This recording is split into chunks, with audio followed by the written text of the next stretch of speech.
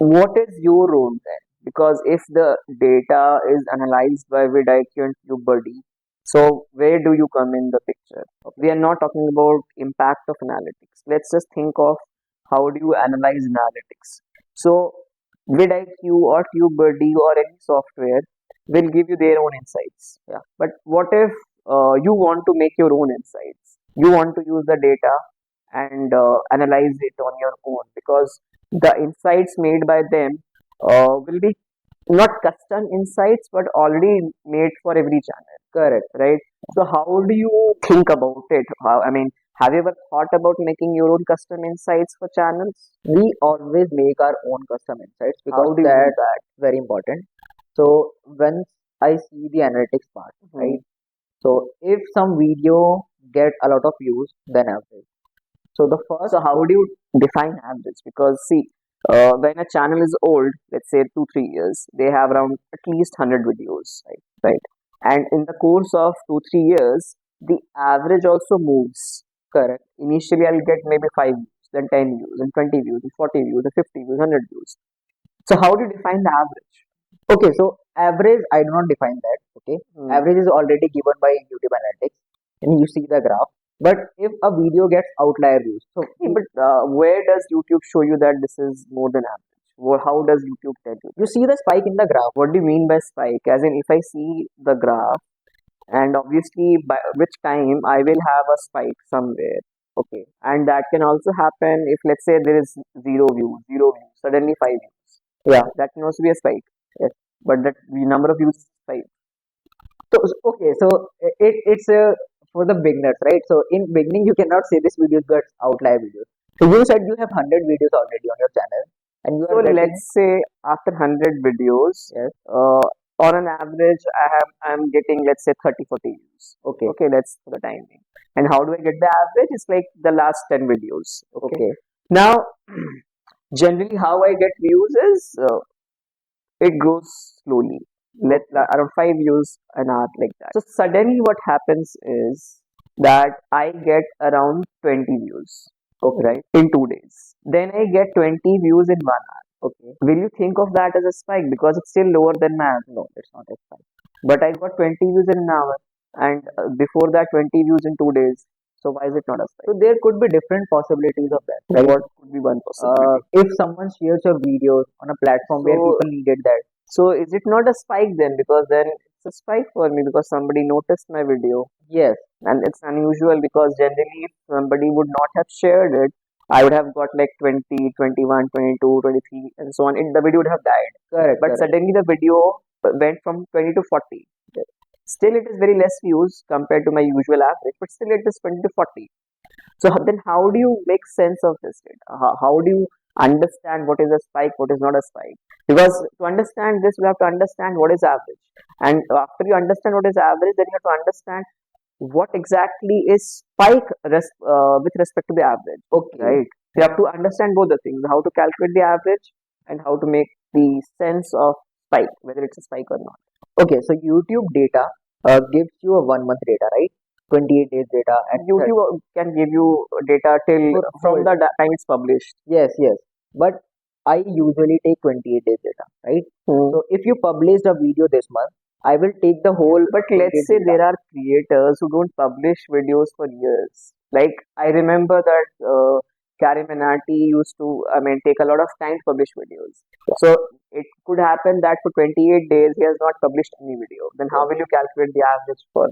Then it would be different concept for them, and it's quite deep. I do not know much about it right now. So let's say someone is uploading 3 videos a month. Okay. Every month. Yes. And then they stop, and then they are uploading 1 video a month. Then how would you then make a sense of this behavior?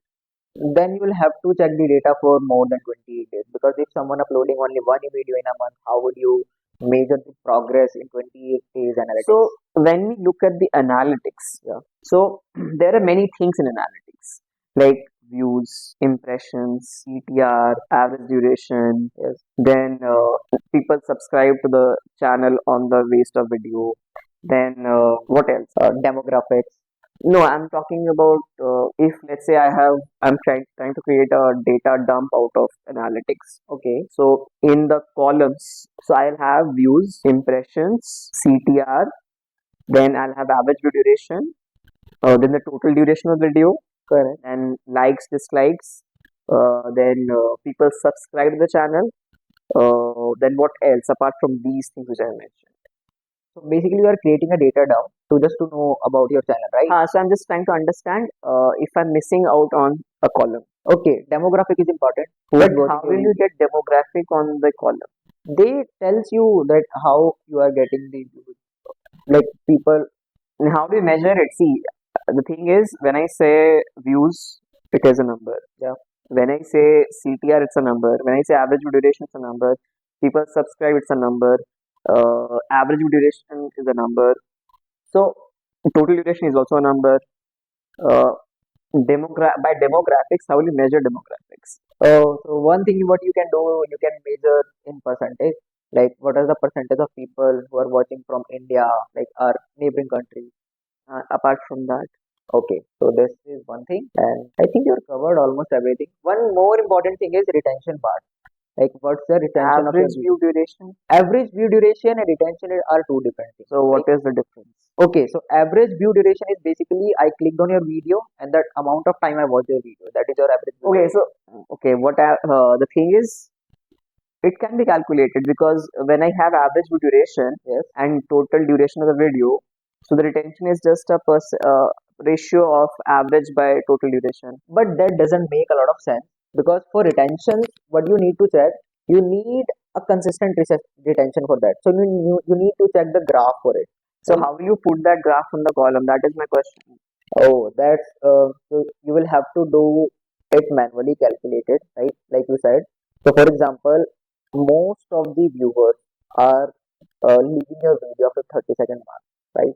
So your average retention part becomes 30 seconds, right? So you'll have to improve from that 30 seconds to for the longer game, like how you can stop So how will viewers you measure that for let's 100 videos? till date. I did not do this, but I just recently checked the graph and I just see that this video has a low retention, this video has a high retention. So I checked for the intro part, like what people said in their intro. So generally, when a big channel approaches you, what they will be looking for is, let's say they have 1,000 videos, Okay, right?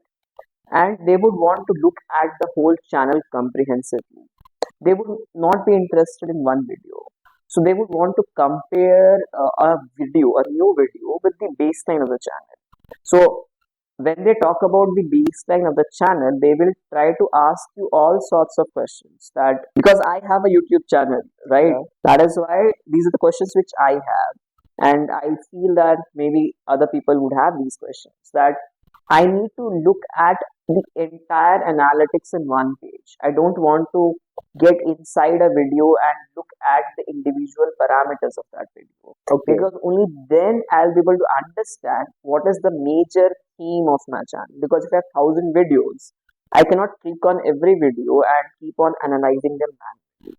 So, what my intention here would be is to get a snapshot in one page, in one sheet, as to which kind of video I need to make, which kind of videos I have already made in that theme but still haven't performed. Because see, the thing is, there is an insight. correct.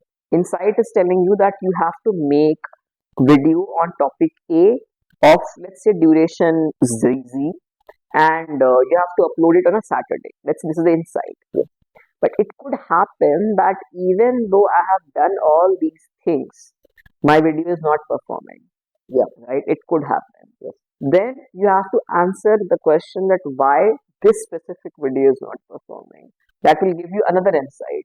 Then incorporate that in your content creation process. So this is my essentially not a question but kind of like a suggestion to you that vidIQ, TubeBuddy, everybody will give you their oh, insight. custom insights, Okay, right? Things which they can do for all channels. yes, But when you have access to analytics manually, then you will have to make a custom report for a channel. You have to make strategy so that how do you differentiate yourself from a software? How do you make the manual intervention better than their automated analytics? Because obviously they will not be doing the analytics for all the channels manually.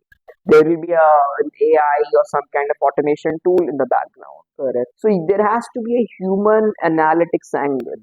And that is my suggestion to you, that when you manage a channel, you should think of how do I trump the AI, because the AI will definitely be good at doing repetitive tasks, Correct. tasks which can be done without the command of a data scientist or a YouTube expert. But as a YouTube channel manager, you should know that what AI can do and what I can do, and where is the difference. Yes, so you mentioned a very good point that you want a humanized touch in the analytics part. Hmm. So a lot of big agencies do this already, right? And Hmm. I'm learning this right now. So what do they do? Let me tell you. So you said you have 1,000 videos on your channel and you Hmm. want a snapshot of that to analyze it. So you are not going to touch 1,000 videos, and the agency also will not touch your Hmm. thousand videos, right? Hmm. So a report is being made on the basis of your branding aspect, your optimization aspect, and your analytics aspect. Okay. Hmm. So what they do, they take your channel manager access, right? And they analyze the top 10 videos and they inform you that this is your top 10 videos. Okay. This is your lifetime views. This is your lifetime subscriber count. This is your lifetime average hours But that they then have it watched. won't be useful for a channel like me, because for me, my top 10 videos are such old videos. They are no more reflective of the kind of content which I will make in future. And I'm pretty sure that even if you pick up a channel like Carrie Minati, even his top 10 videos will not be reflective of the content he will make in future. Okay, so then you need to search your competition there, right? So if you said your top 10 videos are not those you can continue with, right? You cannot make more No, videos in that's future. not the point. The point is when a channel evolves, right? So there are few evergreen videos, search-based videos, Yes. right? So even if those videos are not reflective of the current state of the channel, those videos will keep on gaining subscribers, views, likes, right? For a channel, it could be that the top 10 has three or four such videos, which are not reflective of the current state of the channel, which are actually pathetic videos. Okay. But because those are search-based videos, they are getting views and likes and subscribers, right? So the moment an agency does that kind of an analytics for me, I will no longer hire that agency, because I know for sure that that kind of work I could have done in 5 minutes. But initially, clients tell the agency what Hmm. their goal is, right? Hmm. So if you told me that I have, like, you also know your top 10 trend, right? And Hmm. I also know. So you told me that I have a plan and I'm catering this niche of the content in future. Hmm. At that time, that particular top trending videos become useless for you, right? You do Hmm. not need to take inspiration from that. Then what we do, then we analyze competitors in the same, what their trending videos on that particular videos that you want to create, right? Hmm. And then we give you some insights from there, like Okay. what's your opportunity. So basically the analytics that agencies provide or the snapshot they provide, it's a very detailed snapshot. So Okay. they give you your strength, they give you your weaknesses, they tells you where we are going to improve, they also tells you how you can streamline the process, everything. So this is a detailed report actually. So, is there a barrier to entry? I mean, can anybody make that agency, or there is some specialized skill needed to create that agency? Anyone can create that agency. Talking about if you are creating a technical product, you need to know the technical aspects. Yeah, you know. But in this field, what are the technical things an agency needs to know, or those are very basic, anybody can do? So things are actually basics. Anybody can do, Hmm. but people are not that aware. So people, there are a lot of knowledge about YouTube optimization on YouTube, right? Hmm. So if you search how to do SEO, so there are thousands of videos where they are telling you about SEO, right? Hmm. But they are misselling things, right? Hmm. So creators who are making a lot of videos Uh, about optimization, they're telling you, hey, find tags that helps you get rank number one, okay. right? But tags do not have that value to get virality in a video until and unless you have a search based channel, right?